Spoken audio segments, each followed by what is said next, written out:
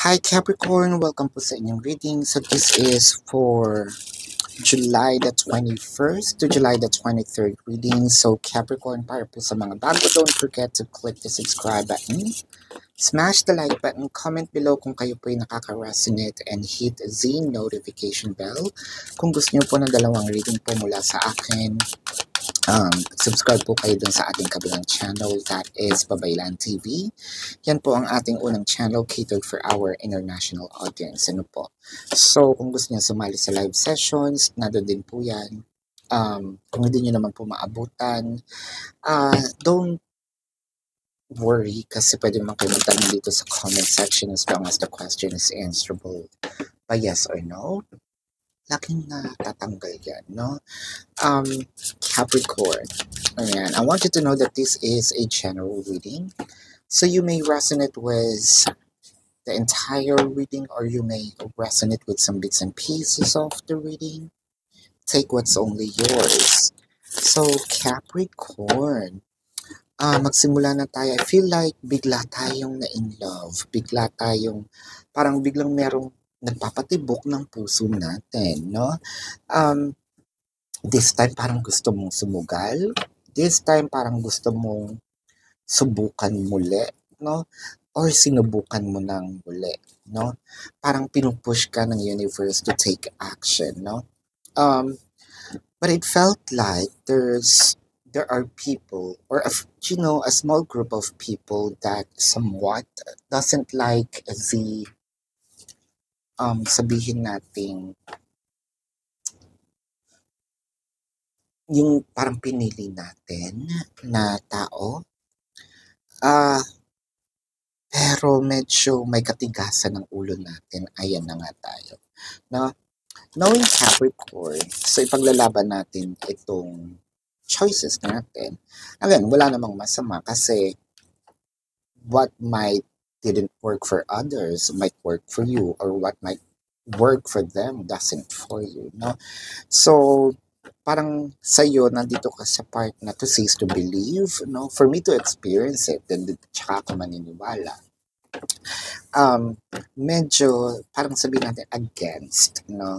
Itong either family, friends, napapansin mo naman na lalo na kung if ever na nakabisita na ito, medyo cold, medyo distant, no? You can't also blame the other person, especially if that's family or close friends, kasi sabihin natin, they also come from love. They are also protecting you, no? Wala tayong dapat pag-awayan dito, wala tayong, kumbaga, intindihin na lang din natin, no? Kasi if we're going to also look at where they are coming from, it comes from a place of love, diba? Mahal ka rin nila. Syempre kung merong taong nasasaktan, with all the experiences that you encountered in your life, so I believe that sabihin natin may mga failures tayo, yes. And meron din naman tayong mga bagay na nasabi nating, yeah, nagkamali tayo. So, hindi ko sinasabing mali ka rin, di ba? Hindi ko naman sinasabing mali din sila. I think in time, someone is going to prove the other person's wrong. With the Ten of Wands, the Ten of Swords, the Four of Wands, the Three of Wands, and the Chariot. Ang hirap ng situation mo dahil there might be some moments here na parang sinasabi mo, ang hirap kasi mamili when both parties are importante, no, sa buhay mo. Importante kasi mahal mo rin naman yung mga tao. Mahal mo rin yung kabilang tao. So, ang medyo naiipit dito ikaw, no? Minsan gusto mo nang lumayo. With the Four of Wands in here, I feel like meron naman talagang chance, no, na nandito ka na sa tamang tao. With the Ten of Wands, the Five of Wands, madalas kayong nag-aaway, either ng family or ng friends. With the Four of Swords, parang nakakapagod din, no, um, having a discussions with the people around you. Hindi ka nila maintindihan. Um, then I'm not sure kung naiintindihan mo sila. Pero I think so, naiintindihan mo naman with the Ten of Swords, the Princess of Wands, and the Seven of Swords. Huwag mo lang silang pag-isipan ng masama. I believe that yung iniisip kasi nila is either player, itong nakita mo, no, natagpuan mo. Actually, may mga words dito na naririnig ako na sa ba niya yan napulot, no? Pero I'm seeing na meron namang possibilities that you're going to get the commitment, no? Parang proving them wrong. Minsan sinasabi mo, gusto ko na nga lang lumayo dito sa mga taong to, no? Hindi kita masisisi doon. With the Lovers, the Seven of Pentacles, the Empress, the Judgment, and the Strength card. I want you to know na both parties ay nagtitimpi naman, no? May pagtitimpi pa pala yan, coming from you and coming from them, no? Yung sa kanila kasi may nagtitimpi pa kahit nasungitan na nila or kahit sinusungitan nila ng, yung low key, no? Pero kasi sa'yo with the Lovers in here, I feel like you already found someone that you have been waiting for with the Seven of Pentacles and who's gonna treat you right with the Empress. I believe with the Judgment in here, you just have to balance things out, no? Kasi ang hirap naman din ibaliwala ang isang tao, lalo na importante din naman. In due time, no, nakikita ko talaga you're gonna prove them wrong. With the Strength card, chances ay paglalaban mo talaga ito, Capricorn.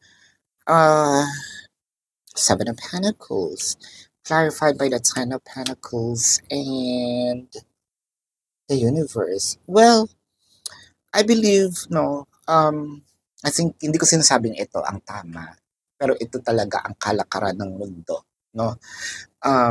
I don't know who created this, no? Kurutin natin pag nagkita-kita tayo sa finals. Itong nag-invento ng perang ito, no? I feel like if the person already giving you the abundance, it may be literally money or nakita na nila talaga yung the person's taking care of you, the person is treating you right, treating you better, treating you the best actually. Dun mababago yung perception nila. Lalo na pag nakita natin dito na medyo naaabot-abutan din sila, no? Gano'n naman siguro talaga. Again, hindi ko sinasabing yun ang tama, pero yun talaga, 'di ba? Ang kalakaran ng mundo. It's sad but true.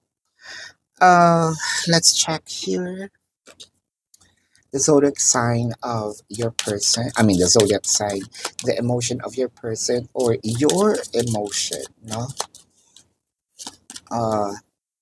Can you hear me whisper your name? Your mind forever and ever. So I feel like diretso naman talaga din itong emotion ni person sa'yo. Super seryoso.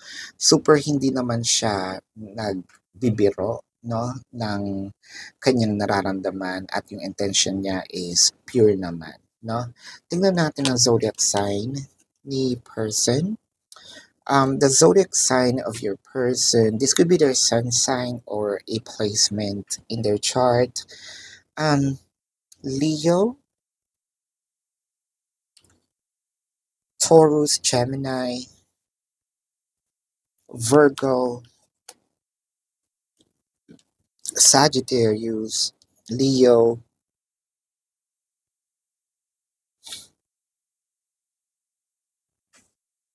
Cancer.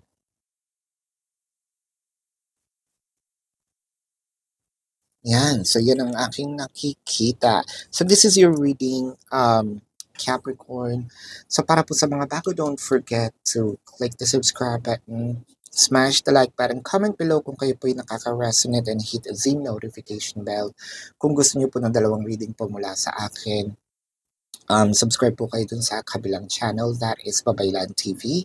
Yan po ang ating unang channel catered for our international audience. And check nyo po, no, itong link.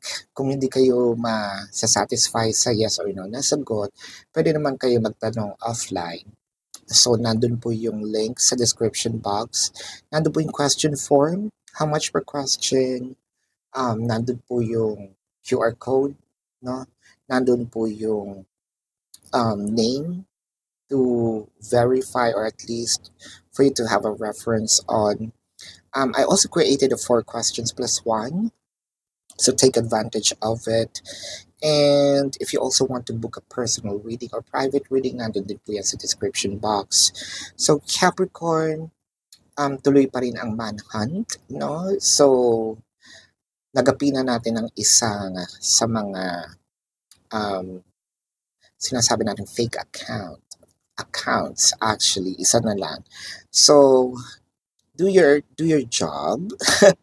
Just kidding, no? I mean, report, and once nagapi natin silang lahat, I'll be picking up a winner for the raffle of free reading, no? So again, Capricorn, this is your reading. Love and light to you. Namaste. See you po sa susunod na reading. Goodbye.